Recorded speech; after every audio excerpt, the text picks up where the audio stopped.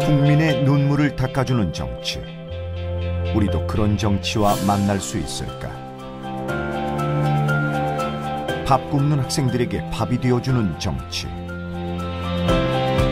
육아에 지친 이들에게 손 내미는 정치. 외로운 이들에겐 가족이 되어주는 정치. 아이들의 미래를 함께 고민해주는 정치. 소통하며 도시, 마을을 만들어가는 정치. 마을의 안전을 위해 발벗고 나서는 정치. 꽉 막힌 지방경제의 숨통을 틔워주는 정치.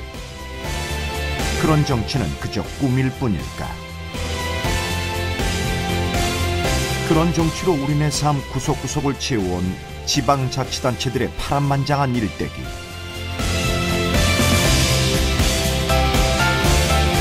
우리 곁에서 눈물을 닦아주었던 지방자치제도 20년의 정치 이야기가 지금 시작된다.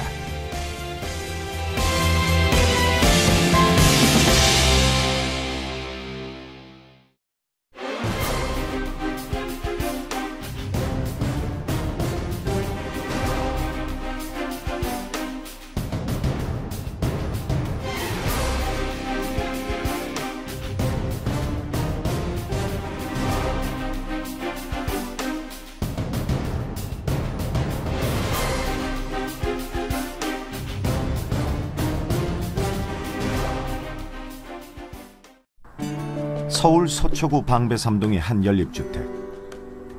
이균순 씨는 매일 이 시간이 되면 마음이 바빠진다. 체리하고 참외하고 애기 좋아하는 건데 그거 해서요 지금.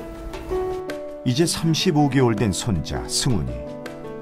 맞벌이를 하는 아들 부부 대신 손자를 맡아 돌봐주고 있다. 밥 먹이고 아침밥 먹이고 어린이집 보내고 하루 종일 애기한테 그냥 매가 있다시피 하는 거죠 뭐. 먹을 때까지. 제가 모임을 못 가요. 사실은 아기를 보니까 손자를 보니까. 그 모임 가는 날에는 누가 좀 대신 좀 봐줄 수 있는 사람 있으면 참 좋겠다는 생각 가끔씩 해요.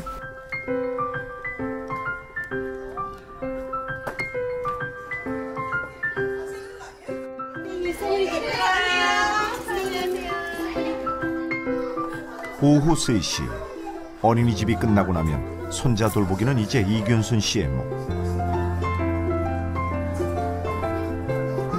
엄마 아빠가 퇴근할 때까지 씩씩하게 잘 노는 손자가 마냥 기특하지만 아기 돌보는 일이 만만치가 않다. 얼마 전 손자가 바깥에서 놀다가 바이러스 감염으로 고생한 이후로 일부러 집에서만 놀게 하다 보니 손자도 이균순 씨도 답답하기만 했는데 올봄 반가운 일이 생겼다고 한다. 어머니 이제 또 어디 가세요? 반딧불 센터에 있는 놀이방 가요 지금. 우리 애기가 좋아하니까. 가자. 반딧불 센터. 그게 뭘까? 신나게 가는 두 사람을 따라가 보자. 승훈이 오늘 가서 뭐 하고 놀까? 공룡하고 책. 주민들의 실생활에 필요한 다양한 서비스를 제공하기 위해 서초구가 올 3월 개관한 반딧불 센터. 서초구의 주거 형태 중 다세대 및 연립주택 비율은 36%.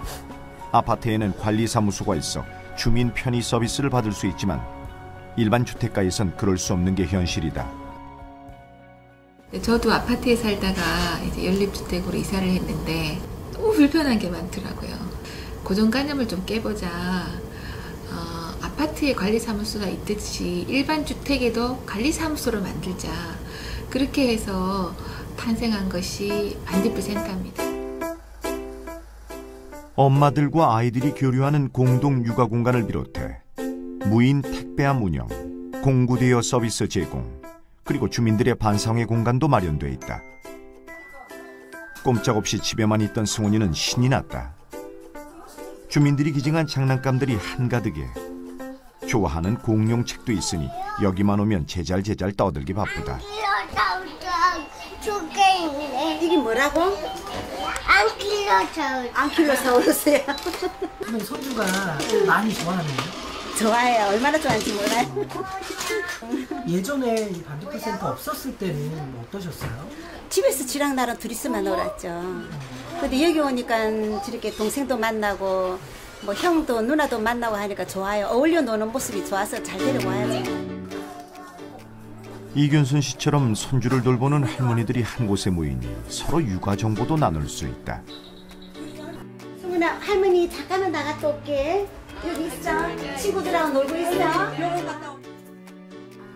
불가피한 볼일이 생겼을 때 안심하고 아이를 맡길 수도 있으니 육아 스트레스도 덜게 된다. 사랑봉처럼 영유 아이들이 와서 품앗이처럼 와서 서로가 이제 이렇게 다 모른 처지가 아니고 다 이웃이니까 그런 거를 참 이렇게 공유하고 잘 하고 있습니다.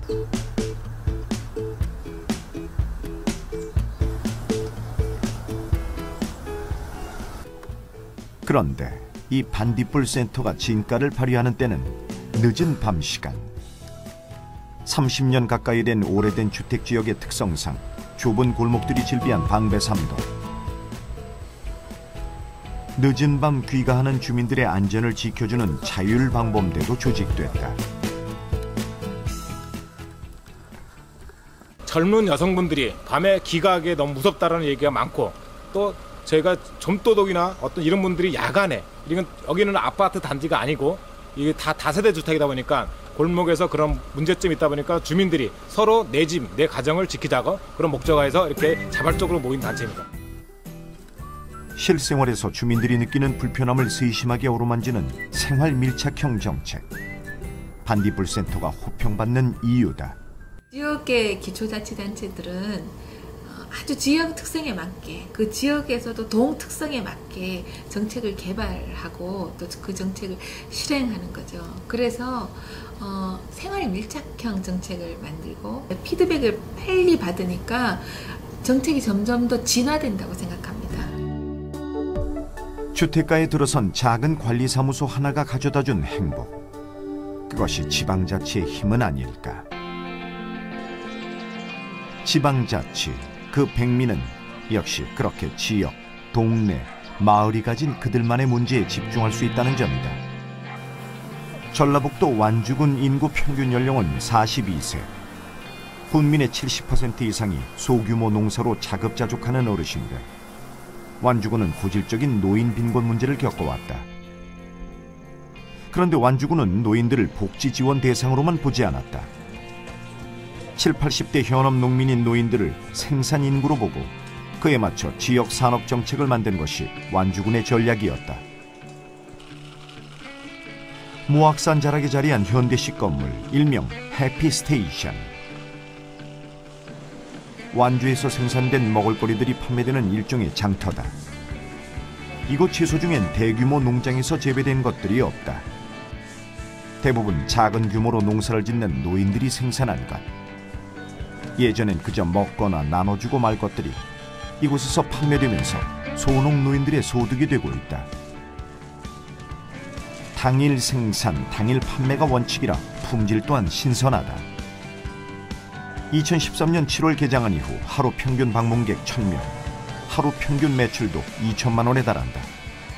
2014년 전체 매출액은 56억 원을 기록했다.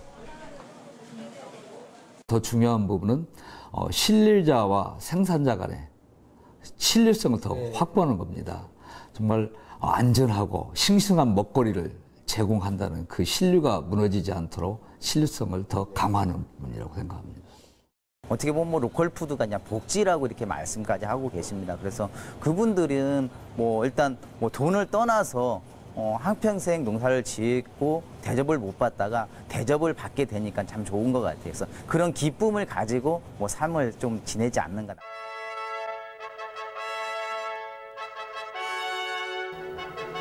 친애하는 국민 여러분, 역사적인 지방선거가 오는 6월 27일로 다가왔습니다. 1991년 지방의회 의원 선거를 치르며 재개된 지방자치제는 1995년 지방정부의 단체장까지 선거로 선출하게 되면서 완전한 형태를 갖추게 됐다. 지방자치 20년, 국민들의 평가는 어떨까? 국민들의 80%는 지방자치제가 반드시 필요하다고 생각하고 있으며 20년간의 성과에 대해선 73.5%가 긍정적이라고 평가했다.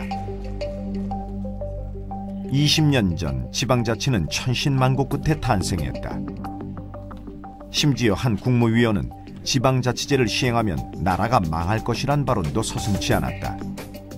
지방재정은 약하고 행정능력을 갖춘 인재는 드물고 그래서 중앙정치에 바람잡이 노릇이나 하게 될 것이란 우려였다. 그러나 지난 메르스 사태 당시 지방자치의 저력이 드러났다는 평가가 있다. 혼란과 불안이 가중되면서 적지 않은 국민들이 중앙정부를 불신했다. 그때 몇몇 자치단체가 다른 지자체와의 연대를 통해 힘을 모았다. 중앙정부와는 다른 독자적인 움직임을 보인 것이다. 메르스 때 중앙정부가 더 잘했나 지방정부가 더 잘했나 평가는 다 국민들이 한 거라고 생각해요. 모든 정보의 독점으로 한치도 못 나가고 탁상공론만 했어요. 지방자치 그렇게 안 하거든요. 바로 현장으로 나가서 즉각 대응을 하는 거로 가거든요. 실제로 앞으로 지방이 중앙을 능가하는 일은 수시로 벌어질 거라고 저는 생각해요. 이제 어엿한 성년으로 성장한 지방자치. 시장, 군수, 구청장 협의회가 자평하는 지방자치 20년의 가장 큰 성과는 무엇일까? 대한민국의 권력구조가 시대정신에 맞는 걸로 첫발을 디뎠다라고 생각합니다. 즉 말해서 시대정신이라고 하는 것은 다양하게 변화되고 있는 현실을 중앙 집권적인 획일적인 걸로는 불가능하다는 게 현실이라고 한다면 그것을 극복할 수 있었고 그로 인해서 우리 시민들, 국민들이 좀 더 행정에 가까이 올 수 있고 또 민주적인 역량이 강화됐다라고 하는 점에서 그 성과를 우리는 확인할 수 있습니다. 도시계획 과정에 시민들이 직접 참여하는 것이 지방자치 이전에는 가능했을까? 초등학교 사회교과서에 시민이 함께 만든 도시계획 수립의 좋은 예로 게재된 수원시. 3년 전 수원시는 20년 후 미래 수원의 모습이 될 도시기본계획의 구상에서 실행까지 시민이 폭넓게 참여할 수 있도록 했다.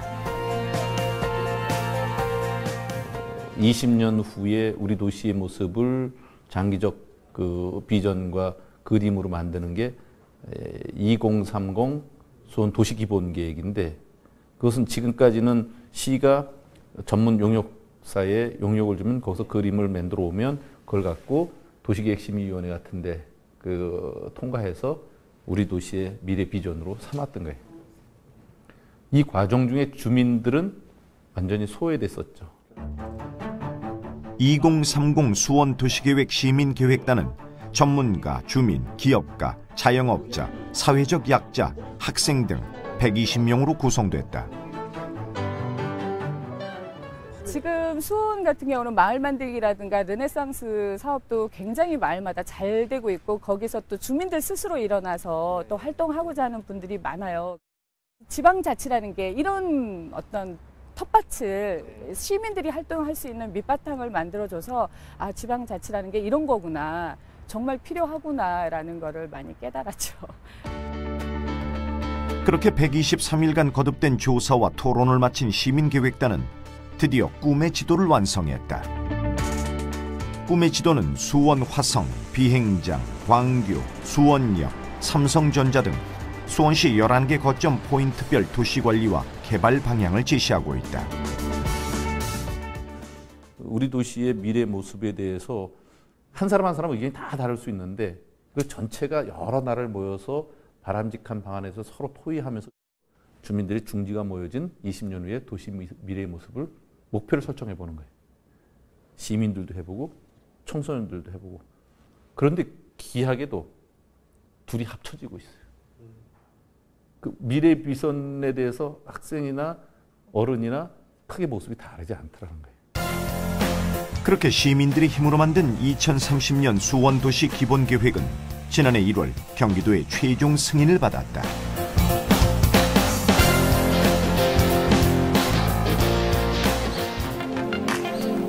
(20년간의) 지방자치에 대해 국민들은 도시환경관리, 문화, 여가, 보건복지 등의 분야에 지방자치가 많은 기여를 했다고 답했다.